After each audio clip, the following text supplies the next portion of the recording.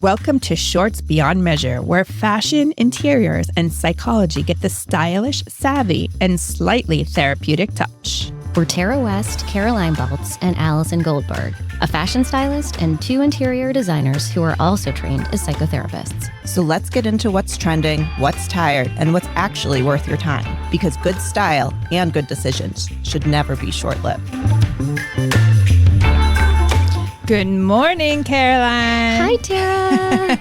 Again, Allison is not with us on this episode, but we expect her to be back. Yeah, she'll be back for the next one. All right. Well, we miss you, Allison. Yes. You're listening. Mm-hmm. So, Caroline, we were just on vacation. We went away for a short weekend. And, I don't have little kids. I have teenagers, one in college, and my middle child got so sick out of nowhere. And I was literally up all night. Like you hear it and you just run and then you're praying it doesn't happen again. And I'm like, oh my God, I am so tired. Yeah. And she kept saying to me, Mom, it's okay. I'm fine by myself. I'm like, I'm not going to let you go through this alone. It's like the worst. It's right? the worst. And you don't even know and especially as you get older, like a teenager, you don't really get sick that much. Yeah. Yeah. So I just felt bad. I saw my trainer this morning who has little kids and he was up all night. I'm like, we should have just worked out at like 4 a.m. Yeah.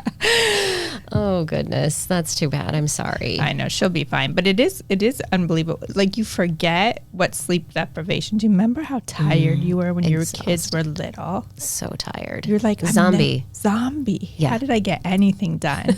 My kids always say, Mom, you cried one day because the dishwasher didn't run.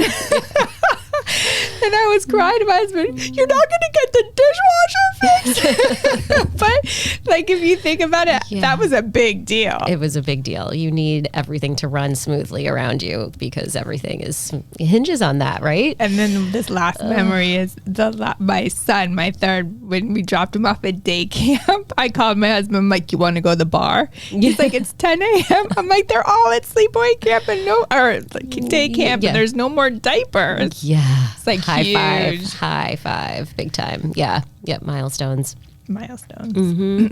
Anyway, so what are we talking about today? So I thought that we could talk about the self-regulation theory today, this idea of temperance, because I feel like it applies to interior design and I feel like it applies to fashion too. It must. But like this idea that temperance is the ability to delay gratification or to restrain impulsive decisions required for self-control and the key part of self-regulation. So like, when is an outfit done? You know, when is a room done? When is it completed? Like, how come you're not still adding more accessories or adding more blah, blah, blah? And like, what are your thoughts on that? Well, I just want to start with, I'm going to ask you, Yeah. You know the bookshelf that's so impossible to figure out how to put books on? And like, Dave, you probably know what I'm talking about. Like, I look at that blank bookshelf and I think, wow, I wish I knew how to fill that thing. But how do you do something like that? They don't make books the same size, the nerve of them. And then, it does make it a nightmare. Yeah, but Dave, you know how then they add like a vase and then like a I see, yes. Or yes. like how to accessorize a bookshelf. Oh, Thank yes. you. Yes. See, this is what she does. She perfectly words it. No. So, how do you do that without overdoing it? So that's such a good way to concretize this. Beautifully done. Thank you for teeing me up. Because to accessorize a bookshelf, there actually is a formula to it. You want to create a diamond with the accessories and then weighted things in the other corners of that vacant space. So you want like heavier books, maybe placed horizontally, not vertically, right? And then they can be stacked on each other, and the smaller one on top versus the larger one on the bottom. They don't need to be the same size. So is the diamond shape, because when I look at that, it doesn't seem overwhelming. Like, is that why? Yeah, it's balance. And it's like, you don't want it to be matchy balance, like vase, books in the middle, vase, books in the middle, right? Like you want to create this diamond where at the points of the diamond are the accessories and then in the vacant space are the books. So there's a way to kind of think about it that is just aesthetically pleasing. But I will say, and I have a feeling this is maybe where it's going to go with you too, but there also is just this instinctual piece that you have to have. And this is the difference between an interior designer and somebody who's not. Like like Allison and I, when we do go to accessorize things, we close our eyes, we turn away from it, and then we turn back, open our eyes, and we're like, okay, this has to be moved over 1 little inch. So you and just we're know. always the same, where she's like, yeah, just wait, one more inch, or whatever. And we have that very visceral reaction to the aesthetics of something. That's so interesting. So when you walk into a home, you must realize when something's got overly done. Oh, yes. And you need to pull people back from their stuff. So, and that's temperance, right? Some people just keep throwing more pattern and more stuff, and you're like, whoa, less is more sometimes. Not everything can sing is one of the phrases that we often say. Like, if you're going to have this really bold pattern on your Roman shades, then you can't have 6 chairs with different huge patterns on them. You can't. Right. So this is actually funny. So my brother in LA, he's a lover of art. He has incredible taste. And I remember coming over and he's like, this woman came to install art. She told me I'm overhung. He had way too much art for somebody to have. But in his mind, it's fine. Right. Do you know what I mean? Yeah. So so that goes with clothing as well. And obviously dressing people. First of all, you don't need a lot. Less is always more. And it's probably true when you're designing or decorating. Kind of less is more. The less you have, the better things look. But to add certain accessories is wonderful. Also, don't go buy crazy stuff. Like I always say about trends, try the trend first in a less expensive version. Because if you go out and buy that expensive version and you wear it once, you're not going to be happy. Right. What's your rule of thumb for brand names? Like an Hermes belt. Because I'm thinking about this woman that's in this hair salon that I go to or whatever. And she always, she'll have signature C's and D's and everything. And then a Louis Vuitton purse with the LV. And I'm just like, there's a little temperance that needs to go with that, right? Absolutely. We saw somebody on Martha's Vineyard like that. My kid said, is everything have a logo? Like even if it's subtle, it's still not that subtle. Right. Yes, I don't think you need that. In fact, most of my clients it's a quiet luxury. Most of them don't want anything screaming anything. And in fact, you wouldn't even know. Mm-hmm. But yes, I mean, it's nice to maybe have a bag of a Louis Vuitton bag, but then you don't have to go with a Gucci belt and a Chanel shoe. It's, calm it down. And even if those are the brands that make it, don't show it. Mm-hmm. Right. I mean, they can be the Chanel ballet slippers, but they don't have to have the CC on them. Right. I mean, there's a way. And also, I don't know if you know this, but the brand, they will take the logo off for you. The tricky one is that new Prada one. Have you seen it? It's like because of Zoom, they were putting the things more apparent. The triangles. The triangles. Yeah. And so a lot of the dresses have it like on a high neck, and which is the worst place to have it because who wants to see that anyways? Some people like it, but they'll remove it for you. Oh, yeah. Okay, that's good to know. If they can, if it doesn't leave the sew marks or holes where they put it in. Yeah. Oh, that's good to know. Okay, cool. So no more than one basically. One, yeah. I mean, maybe 2, but I think it becomes a lot. Then it's like, what's your need? What's the need? Is the need to show? This is also, let's talk about jewelry for a minute. I love jewelry. I have layers on right now, but they're very subtle. I think sometimes people wear way too much jewelry. And that's a preference, but I don't think that you need to wear every diamond that's been ever given to you at one time. Yeah. Temperance. Temperance. Right? Yeah. Because one thing sing. Like anything, when I see somebody in like head to toe designer labels, I think, why? Yeah. Do you need us to know that? Well, right. It goes back to what are you trying to portray to the world? What are you, wanting to say? And maybe they're looking for like somebody to say, "Wow, you're wealthy," or you're telegraphing that you can afford this stuff or something. And it's like, okay. Or does it make you just feel so good that you're wearing every single thing designer, which is fine. Just tone it down a little bit. Right. You don't need to tell everybody that everything's designer.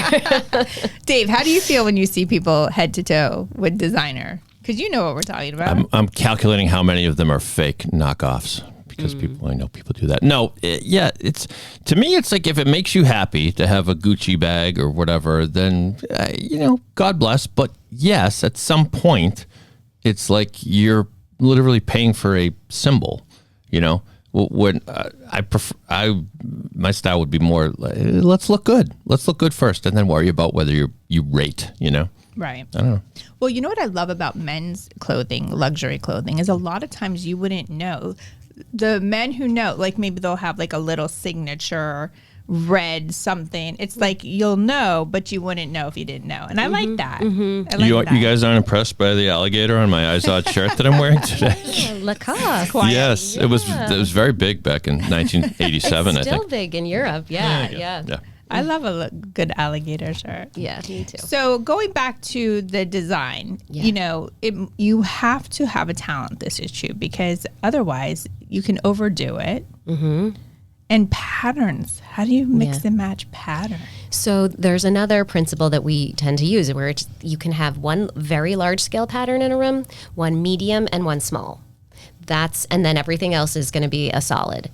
And so, I mean, sometimes you repeat that small, say it's like a small paisley or something that's on the lumbar pillow, and that's also on part of the Roman, like maybe it's the trim of the Roman shade or something. You can repeat it, but you don't want to do anything more than 3, and they can't be the same size.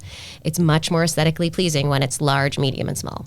And you know what else that made me think of when I did that thing at Boston Design Center? Lisa Davis had mentioned the thing about animal print. Yes. And so what's the rule with animal print? Because people can go cray-cray with the animal. People Zebra. can go cray-cray with animal print. It's so true. It's so true. And it's fun, but I do feel like it's binary. Either you like animal print or you don't. And should you choose one animal a room? Yes. And also, like, this sounds so silly, but like, think of the theme. Like, you can't have a zebra rug in a room, like a hide or something, and then have, I don't know, like another hummingbird print on the, you know, like now you're like mixing metaphors here. Like, no. Stay Africa and stay Africa. You're like in a confused jungle. Yes. You don't want the confused jungle. Well, that's the same, you know, because animal print always comes in and out of fashion all the time. Yeah. All the time. Like, don't ever get rid of it because it'll come back. It'll probably just be a little bit different. But, you know, I always say wear one. Wear either the bag or the shoe or the pant, which I'm not a huge fan of. Or for a while, the jacket, the cheetah jacket was pretty cool. Oh, like, yeah. you remember Frame was doing that for a long time. And so just choose one. Yeah. Because otherwise you look crazy. And your room will feel crazy if there's more than one animal print in it. No way. Yeah. Yes. Yeah. Yeah, I could imagine like your mood and just how you feel in a room totally dictates the patterns and everything like that. Like, you can't be overwhelmed. No. I mean, there is this style now called granny chic, which mixes a ton of pattern and a ton of layering, and that's intentional. So, like, to talk about temperance, like, that's deliberate, and it's really like teacups and collections and, you know, like our grandmother's house, but kind of like on steroids, and that's chic now. But other than that, like, no, you want to feel calm. You want to feel balanced, and that's where the harmony of the 3 comes in. You want to feel, you know, like there's texture and subliminal messages around, like a velvet couch that just makes you feel luxurious when you're sitting in it, and like little things send messages to the brain of like how the space ends up making you feel. And so who does grandma chic? I mean, some of these younger, like Hollywood, I mean, you probably would walk into their homes when you go home to, you know, where you grew up, but like it's risky, right? Like it's some of the really chic, you know, high-end homes now are going crazy with that. And I guess as a designer, that could be really fun. Yes, it's really I mean, fun. it's because it's going like balls to the wall. It's like, let's go all in, right? All in. And if you can, that's the thing about also like style, mixing patterns. Like, if you really know how to mix patterns, like, who's that woman on Instagram, Blair DeBee, or I forget her name, but anyway, she can mix patterns like no other. And I look at that, I'm like, wow, I wish I knew how to do that. If you can do that, that's amazing. Otherwise, it looks like a train wreck. Yeah. No, and some of the grandma chic places look like a train wreck. Intentionally. So what would you say, before we stop, what is the most popular trend right now, 2025? I would think, so this is where fashion and interior just have these dovetails, but you know, like the monochrome, like this color is so stunning on you and your eyes just pop with it, but it's, you know, the whole outfit is the same color, right? So color drenching the walls is, you do ceiling, moldings, walls, and crown molding, and then I'm blanking on what the molding is at the bottom, but the foot plate there. It's like everything in the entire room is the same color. And it's really fun and different. And does that bring an elevated feel? Because I would say monochromatic in dressing is pretty, it can make things feel elevated because then you just add like a touch of color with a belt or a bag or something. Yes, yeah. It can be so moody too. Like like we did it at Westbourne, and all of the rooms are color drenched there. And we did it on the third floor, this deeper green that's just so like, I don't know, you just feel like this vibe from it that's luxurious and elevated, and there probably doesn't even need to be that much more in the room, right? Like it could just, have a bed that's also the same green or something. That's cool. So it could be like a minimalist. Yeah. Like you don't need to add a lot to it. You don't need to. Because the room kind of speaks for itself. Yeah. Yeah. Ooh, I like that. Yeah. Well, Caroline, thank you so much. You guys, I think Allison will hopefully be back with us. Yes. And Dave, thanks for participating. If you call it that, thank you. Yes, always happy to chip. Bye. Bye. That's it for this week's shortlist. Thanks for listening. If you enjoyed today's conversation, share it, leave a review, or let us know what's on your shortlist. Shorts beyond measure, because the most important things in life can't be quantified.